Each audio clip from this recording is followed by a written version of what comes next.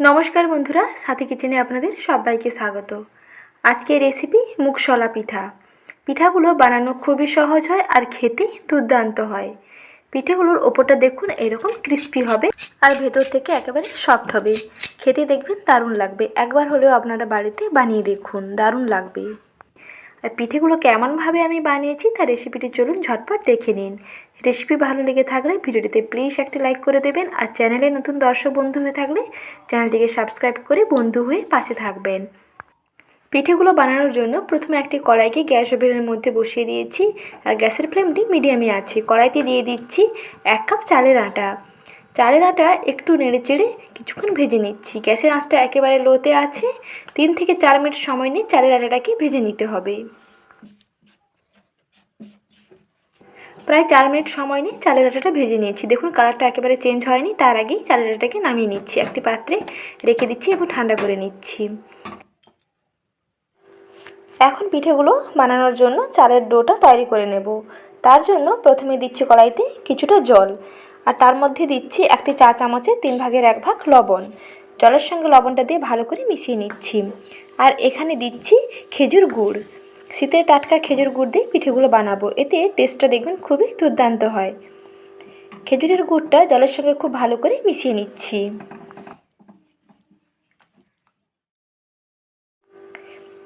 গুড় জলের সঙ্গে মিশিয়ে জলটাকে ফুটতে দিচ্ছি। এখন জলটা যখন ফুটন্ত পর্যায়ে থাকবে সেই পর্যায়ে দিয়ে দিতে হবে ভেজে রাখা চালের আটা। দিয়ে একসঙ্গে ভালো করে নাড়াচাড়া করে একটি ডো তৈরি করে নিচ্ছি। কিছুক্ষণ নাড়তে নাড়তেই দেখবেন আটা আর ডোটা একেবারে রেডি হয়ে যাবে। চাল চিটচিট হয়ে সুন্দর একটি ডোতে পরিণত হয়ে যাবে। এই সময় গ্যাসের আঁচটা বন্ধ করে দেবেন। গরম কড়াইতেই দেখুন সুন্দরভাবে চালটা সেদ্ধ হয়ে গেছে। এখন সেদ্ধ এই চালটাকে তুলে নিচ্ছি একটি পাত্রের মধ্যে। হাত দিয়ে খুব ভালো করে মেখে একটি সফট ডো বানিয়ে নিতে হবে। একটি থালার মধ্যে নামিয়ে নিচ্ছি আর অল্প একটু ঠান্ডা করে তারপরে হাত দিয়ে মেখে নেব। যেহেতু এখন চালের আটা ডোটা খুবই গরম আছে তাই একটু ঠান্ডা হয়ে গেলেই মেখে নিতে হবে। তবে খুব ঠান্ডা হয়ে গেলে কিন্তু আবার শক্ত হয়ে যাবে। তাই এই রকম উষ্ণ গরম থাকতে থাকতেই ডোটাকে ভালো করে মেখে নিচ্ছি। একেবারে সফট হবে এবং গায়ের দানা দানা ভাবগুলো একটু থাকবে না। দেখুন ডোটা খুব সুন্দরভাবে মেখে নিয়েছি। এখন এর থেকে ছোট ছোট বল কেটে নিচ্ছি। পিঠেগুলো বানানোর জন্য ছোট ছোট করে লেচিগুলো তৈরি করে নিতে হবে।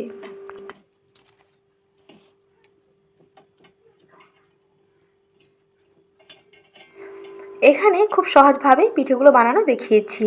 কোনো রকম নারকেলের পুর তৈরি করার ঝামেলা ছাড়াই খুব সহজে ইনস্ট্যান্ট কিভাবে পিঠেগুলো বানাবেন তার রেসিপি শেয়ার করছি। এখানে নিয়েছি কোরানো নারকেল, নারকেলের মধ্যে দিয়ে দিচ্ছি নলেন গুড়। কোরানো নারকেল ও গুড় একসঙ্গে ভালো করে মিশিয়ে নিচ্ছি এবং সুন্দর একটি দেখুন পুর তৈরি হয়ে যাবে। ইনস্ট্যান্ট এইভাবে পুরটা তৈরি করে নিতে পারেন। আর তা না হলে কড়াইতে কোরানো নারকেল ও গুড় সমস্ত কিছু একসঙ্গে দিয়ে কিছুক্ষণ নেড়ে চেড়ে একটু পাকিয়ে পুরটা তৈরি করে নিতে পারেন। যেটা আপনাদের সুবিধে হয় সেই অনুযায়ী পিঠেগুলো বানিয়ে নেবেন।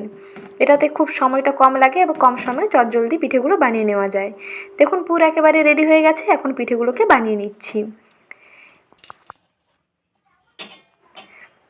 একটি লেচি নিয়ে প্রথমে একটু চ্যাপ্টা করে তারপর একটা ছোট্ট বাটির মতো তৈরি করে নিচ্ছি। আর বাটির মাঝখানে দিয়ে দিচ্ছি তৈরি করে রাখা নারকেল ও গুড়ের পুর।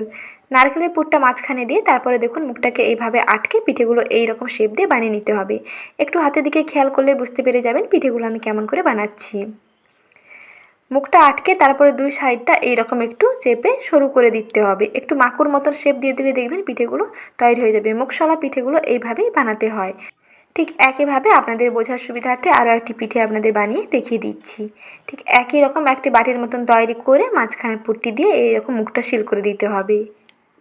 তারপরে দুই সাইডটা একটু চেপে দিলে একটু মাকুর মতন শেপ দিয়ে দিলেই দেখবেন পিঠেগুলো একেবারে রেডি হয়ে যাবে। এইভাবে একই রকম ডিজাইন দিয়ে সমস্ত পিঠেগুলো এক এক করে বানিয়ে নিচ্ছি। পিঠেগুলো আপনারা বাড়িতে একবার হলে বানাবেন, দেখবেন খেতে দুর্দান্ত লাগে। আর সহজ রেসিপিটি শেয়ার করলাম। রেসিপি কেমন লাগলো কমেন্ট সেকশানে জানাবেন। একইভাবে সমস্ত পিঠেগুলো বানিয়ে নিচ্ছি। এইভাবে পিঠেগুলো বানিয়ে নিয়েছি। এখন পিঠেগুলোকে ভেজে নেব। তার জন্য কড়াইতে পর্যাপ্ত পরিমাণে তেল গরম করতে বসিয়ে দিয়েছি। তেল ভালোভাবে প্রথমে গরম করে নিতে হবে। তেলটা খুব ভালো করে গরম হয়ে গেলে তারপরে পিঠেগুলোকে তেলের উপরে ছাড়তে হবে। পিঠেগুলো যখন তেলের মধ্যে ভাজবেন, প্রথমে গ্যাসের ফ্লেমটা হাইতে থাকবে, তারপরে পিঠেগুলো দেওয়ার পরে গ্যাসের ফ্লেমটা মাঝারি থেকে কমের মধ্যে করে দেবেন। পিঠেগুলোকে একটু সময় নিয়ে ভাজবেন, তাহলে দেখবেন পিঠেগুলো খুবই ক্রিস্পি হবে। এক এক করে সমস্ত পিঠেগুলো তেলের উপরে দিয়ে দিলাম। তারপরে পিঠেগুলোকে এপিঠ ওপিঠ নেড়ে চেড়ে সুন্দর লাল লাল করে ভেজে নিচ্ছি।